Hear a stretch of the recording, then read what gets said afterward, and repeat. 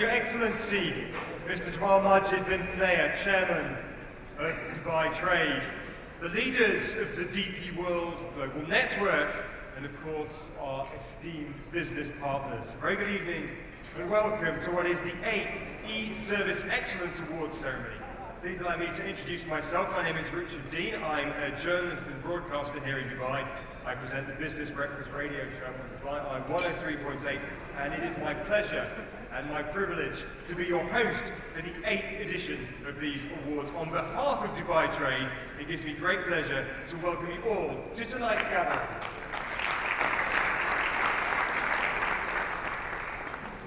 And I have to say, personally, as a business journalist who's been covering Dubai and the region since the late 1990s, this is a very special event. Let me explain why. For the past 2 decades or so, I've been covering business stories for Reuters, the Financial Times, The Economist, and of course my current role, presenting the Business Breakfast radio show. And 2 stories over those 2 decades have come up time and time again. And those 2 stories meet here this evening. They are the trade story and they are the technology story. And the trade story in particular reminds me of the very first day I arrived in Dubai. It was November 1998. I was a young reporter from England, never been in the Middle East before. And my editor at Gulf Business Magazine said to me, "Do you want to know what makes Dubai as a business city tick?" And I said, "Yes, boss, I do." And he said, "Well, what you need to do is this, because you won't find that in a 5-star hotel, and you won't find it in a fancy office block. Get yourself in a taxi, go down to Jebel Ali, and have a look at the scale of what's going on, because that is what makes Dubai tick." And you know what? He was absolutely right. And the technology story reminds me of the same editor a year later, and another assignment he gave me to go and cover an announcement. And that was the announcement of His Highness Sheikh Mohammed bin Rashid announcing that he was going to build an internet city on an empty plot of sand opposite Emirates Golf Club. And my editor said to me at the time, he said, "You know what? I think Dubai's serious about this whole technology thing." And he was right again. Absolutely right. Because tonight, here at the E-Service Excellence Awards, those 2 worlds collide. And they collide beautifully, working in perfect harmony, trade and technology. And the reason we're here this evening is to reward and to recognize people, the individuals and the organizations who are making that happen. So let's show our appreciation to everyone who's done that. Thank you for giving me plenty of stories to sink my teeth into over the past 20 years and hopefully for many years to come. Now, this is my first time attending the ESEA, but it's been clear to me over the past few weeks, working with Mahmoud Al-Mustaki and the team, that this is a very prestigious awards ceremony. And it's continued to evolve every single year, and indeed, this year is no exception. This year, the 8th ESEA has unveiled 3 brand new award categories. They are Smart Service Awards, Innovation Awards, and also Dubai Export Awards. We'll hand all those out shortly, and we'll explain how they work. But let me start by thanking some very important people this evening, and they are, of course, our sponsors. First of all, our gold sponsors. Thanks to Al Patain Logistics and to Technopro Middle East. Thank you very much indeed. Our silver sponsors as well, we extend our heartfelt thanks. Agility Logistics, also New Age Software Solutions. Thank you very much indeed to you. And finally, to our category sponsors this evening, GlowLink Westar, Vibrant Freight, and Inchcape Shipping. Thank you very much indeed to you. And of course, special appreciation to our supporters and our media partners for being here this evening. So, Your Excellency, distinguished guests, we hope you're going to enjoy a very special evening this evening. We've planned it so there won't be a dull moment. There'll be plenty of surprises along the way as well. And if the awards and the recognition and the drama that entails isn't enough, here's something for you. We have got a number of very special prizes to hand out this evening. We'll be handing them out at the end of this evening, at about 9:30, 9:45. But if you want to win one of those prizes, you have to put your business card in the glass bowl. Now, I know there was a bowl out there a little bit earlier on. People will be passing it around later on. There are plenty of hostesses. You can ask me, where do you put your business card? But if your card isn't in the bowl, you're not going to be walking home with one of these fabulous prizes. A word of warning, I'll mention that again. Now, the awards, the most important part. We're going to present the first of those awards very, very shortly. Before that, though, this is really important. You're going to like this. You're going to love this video.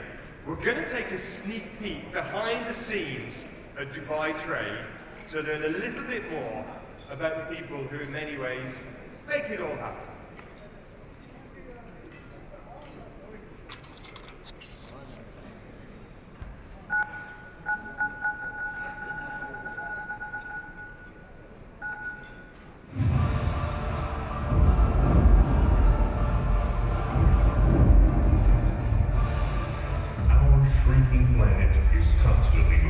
Endless exchange of goods and services. The need to a super trade system is inevitable. Dubai Trade is a major game changer, enhancing our trade system by re-engineering processes and making continuous innovative developments. Success can only be maintained by non-stop improvement. It all starts with a clear vision to enable seamless trade by our experts in strategy and innovation team. We do extensive market research and stakeholder engagement to identify new opportunities to streamline the complex processes in this supply chain. These opportunities, which were once only ideas, are then transformed into professionally managed projects involving Dubai Trade's IT experts who bring them to life through cutting-edge technologies. Technology to us means constantly striving to deliver highly secure IT solutions and ensuring premium performance for our services, which are made available to our users 24/7 all over the globe. Creative marketing campaigns and communications.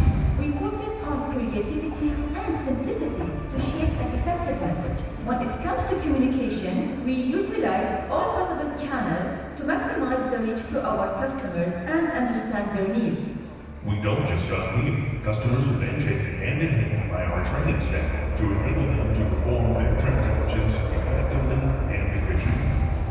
Training is crucial to educate our customers about all the new services through tailored hands-on training, manuals, and e-tutorials. Changing and maintaining new habits do not come easy. And that's why a dedicated team in our Business Solutions Department creates custom packaged solutions. We stay close to our customers and focus on raising adoption rates to increase the percentage of customers that use online solutions. Meanwhile, Dubai Trade's contact center offers support services 24/7. Yes, 24/7 of customer service in multiple languages to attain utmost customer satisfaction levels. What you might think comes easy is actually an extreme complex process. All these teams run around to bring you a consolidated web portal that integrates the electronic services of DP World, ECW, and Dubai Customs. With the growth pace of Dubai as a driver, Dubai Trade will always be on a fast-moving path towards achieving its vision, enabling seamless trade.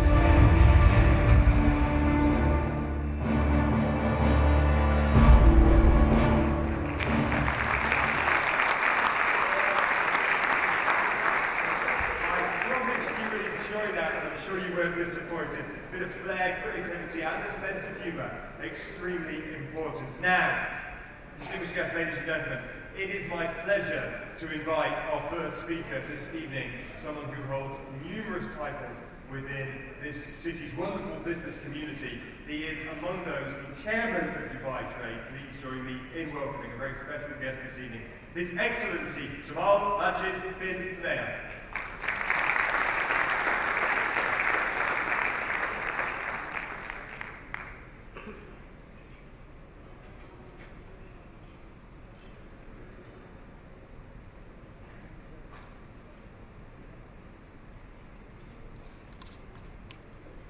Good evening, ladies and gentlemen.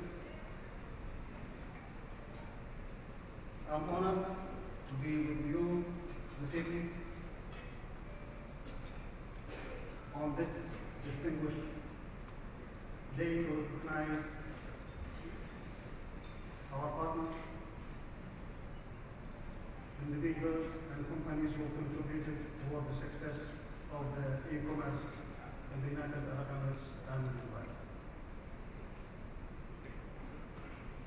We had a long journey of e-commerce, a lot of effort, a lot of work behind the success that we are witnessing today. But whatever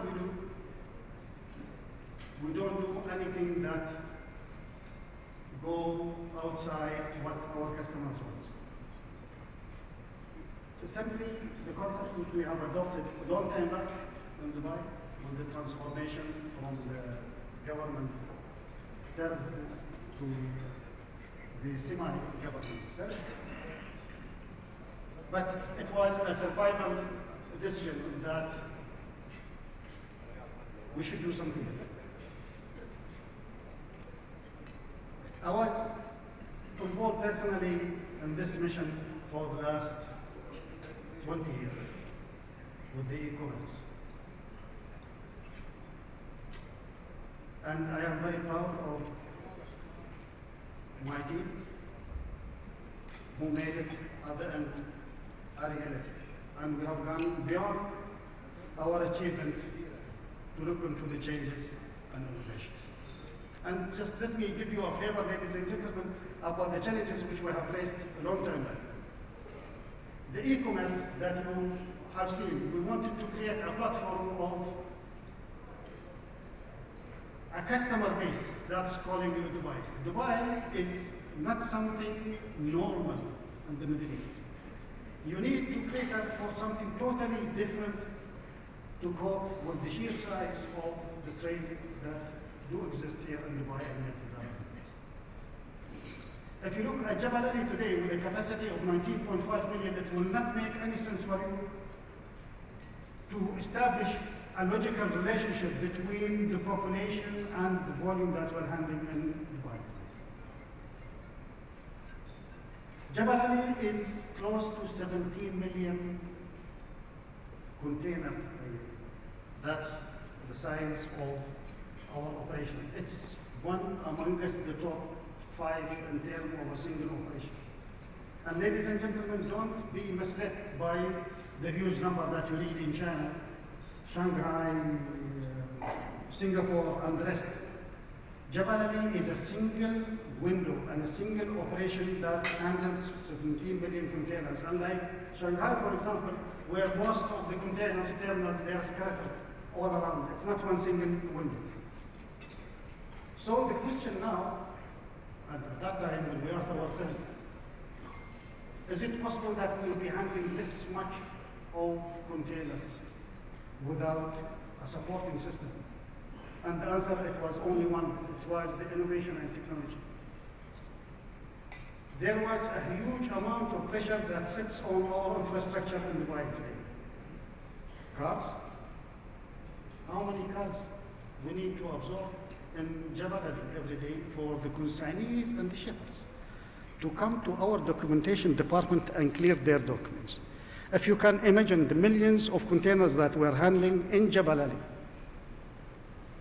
the consignees and the shippers, with their messengers holding documents with the queue, the indirect result of Dubai trade on facilitating the trade is huge. There was, ladies and gentlemen, to give you a fact about one simple item, it was the deadlock in the whole system. It was the payment. The payment was an obstacle for some times. And I was very impressed with Dubai government legal department that they have reacted swiftly to introduce the cyber law.